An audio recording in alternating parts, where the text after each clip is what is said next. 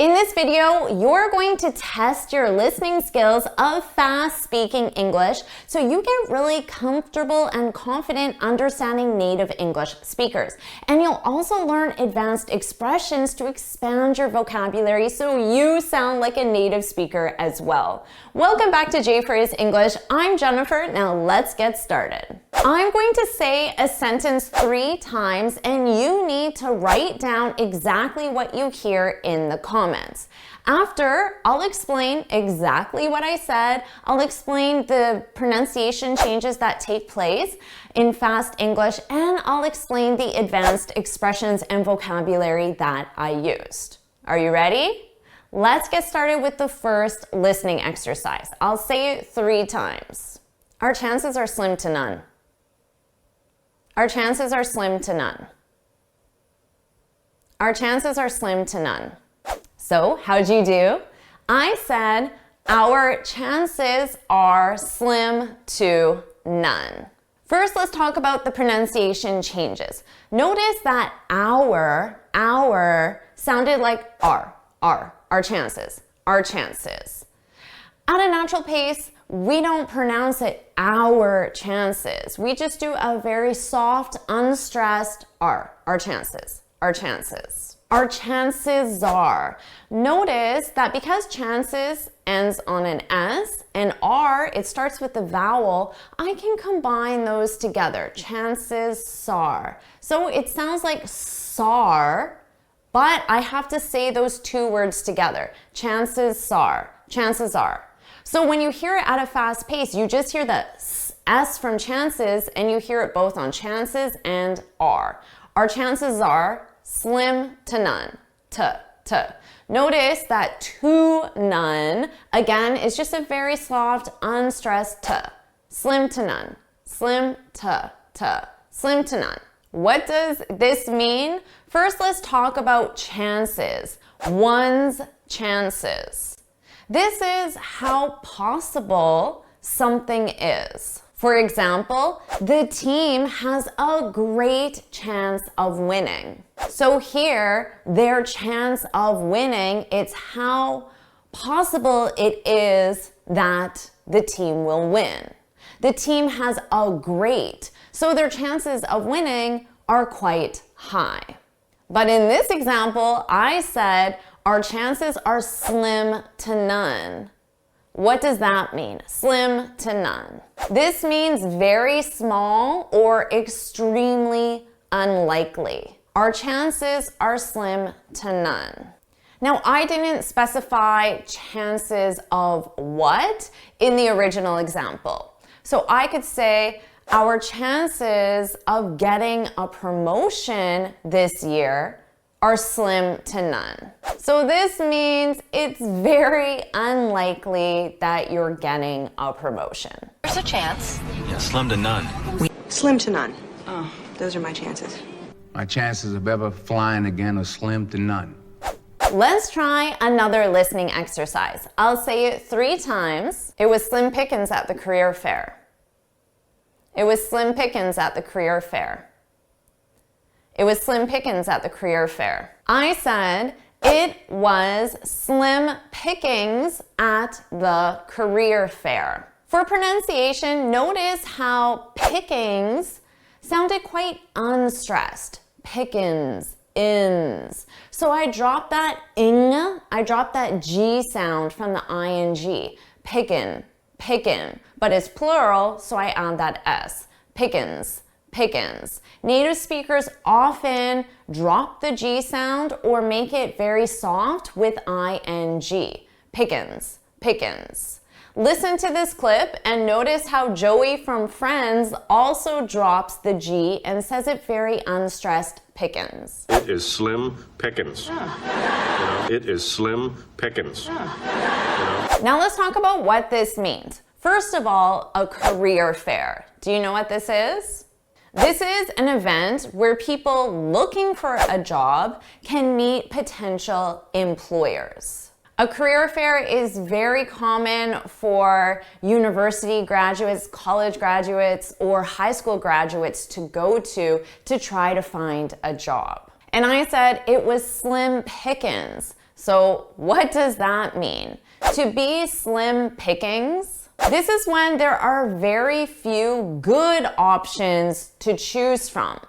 So maybe there were people at the career fair, but the employers that were there or the people looking for jobs that were there weren't the best quality. So you could say it was slim pickings. We commonly use these two words, slim pickings, if someone asks you how a search for something is going. So maybe you're looking for a new house, a new car, or of course, a job. So someone could say, how's the job search going? And then you can reply back and simply say, slim pickings, slim pickings. It's slim pickings out there. It is slim pickings. Pickings are slim for an educated, independent woman. Let's try this again with another listening exercise. I'll say it 3 times. Stop hogging the iPad. Stop hogging the iPad. Stop hogging the iPad. How'd you do with this one? I said, stop hogging the iPad. Now here, for hogging, notice we have ing. So I did pronounce it more like hoggin, hoggin, hogging, ing, hoggin. So stressed, hogging, unstressed, hoggin.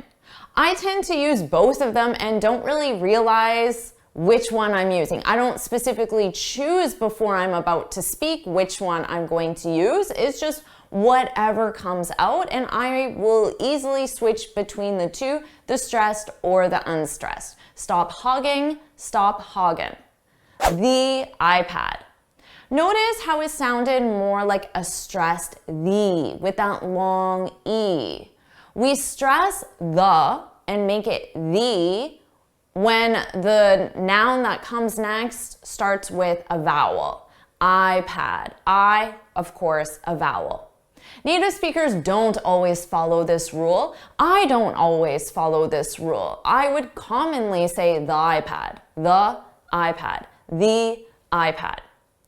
So if you use one or the other, or if you hear native speakers using one or the other, just know that both are acceptable, and it's probably slightly more likely to use the stressed version, the, with a vowel, simply because it makes it easier to pronounce those sounds.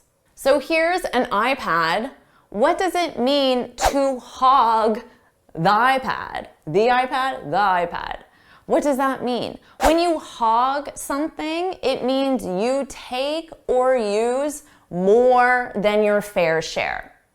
So this is actually something I said to my husband Kevin the other day. I said, stop hogging the iPad, because we only have one iPad and he was using it, and I felt like he was using it more than his fair share. So I said, stop hogging the iPad, because I wanted to use it.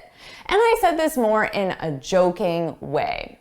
But let's say that you have a roommate, or you could think about someone you live with, a different family member, or even a work colleague. And that person might use more of something or take more than their fair share. So maybe it takes your roommate a really long time to get ready, put on makeup in the morning, and you only have one bathroom. You might say, my roommate always hogs the bathroom in the morning. And it means your roommate uses more than her fair share of the bathroom. Notice in my original example, stop hogging the iPad, stop hogging. Our verb to hog is in the gerund form. That's because stop is a gerund verb, so you need stop plus verb ing. Stop hogging the iPad. That's why hog is in the gerund form with ing.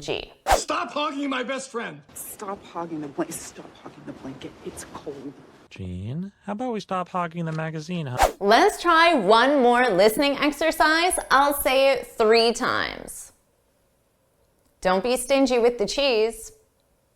Don't be stingy with the cheese. Don't be stingy with the cheese. Did you get this one? I said, don't be stingy with the cheese.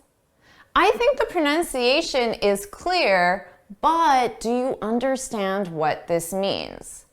And remember I said that I said to my husband, stop hogging the iPad. Well, actually, this is something that he said to me. He said, don't be stingy with the cheese. So what does it mean to be stingy? This is when something is small in amount, less than expected. So I was putting cheese on something. I don't remember what. I'll say pizza. I was putting cheese on our pizza, and my husband thought I was being stingy. I was using a small amount less than expected.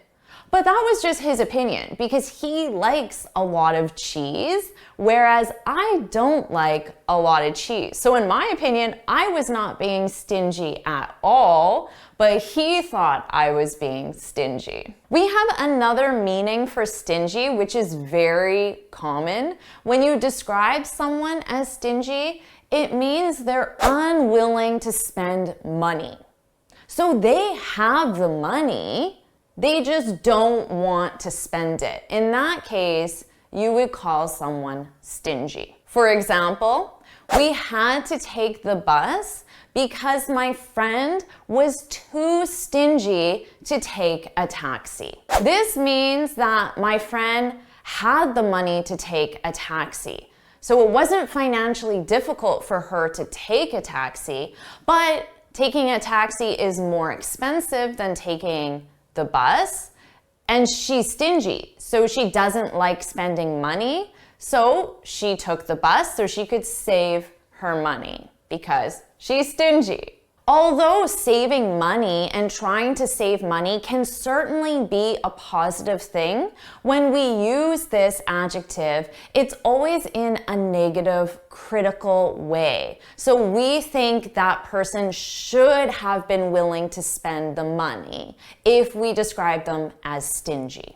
I'm going to say to you, don't be stingy with your comments and don't be stingy with your likes. Now in this case, it's the first example I explained. When my husband said to me, don't be stingy with the cheese, he thought I wasn't using enough cheese. So don't be stingy with your comments. If you're stingy with your comments and your likes, it means you don't share them, you keep them to yourself. So it's another way of saying make sure you comment. So put I'm not stingy in the comments, put I'm not stingy, and that means that you freely comment on my videos or you freely like my videos. So don't be stingy, put that in the comments. Don't be stingy.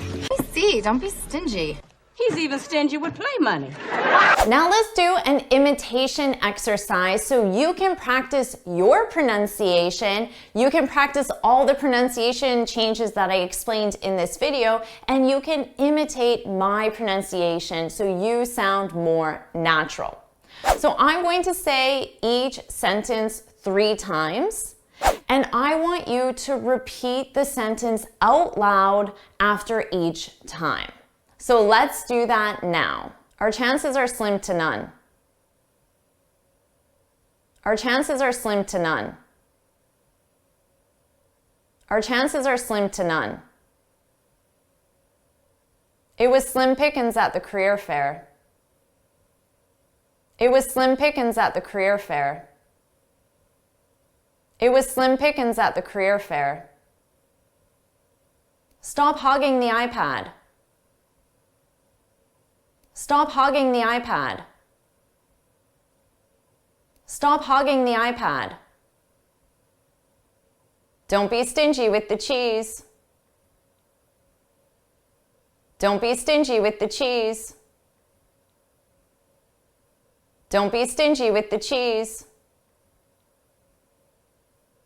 Did you like this lesson? Would you like me to make more lessons just like this so you can improve your listening skills, add lots of natural expressions to your speech? Well, if so, put Don't be stingy. Don't be stingy in the comments. And you're telling me not to be stingy with my videos. So I'll create more and more videos. So put don't be stingy, put that in the comments. And remember, I don't want you to be stingy with this video either, so make sure you like it, share it with your friends, and of course subscribe so you're notified every time I post a new lesson. And you can get this free speaking guide where I share 6 tips on how to speak English fluently and confidently. You can click here to download it or look for the link in the description. And why don't you get started with your next lesson right now?